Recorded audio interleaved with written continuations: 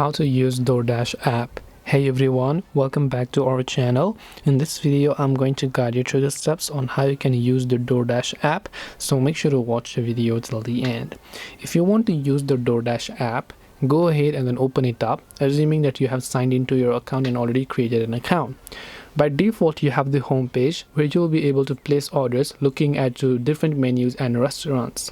The second page, you can actually also shop for groceries if you want to get some groceries and you don't have time to go out.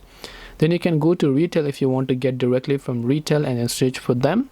Then you can go to the browse option to browse directly for any sort of thing such as beauty or health or whatever else it is.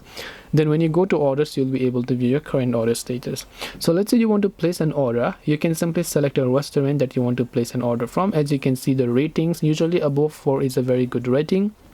And you can select a certain rating over here, and once you've done that, you'll be able to select that.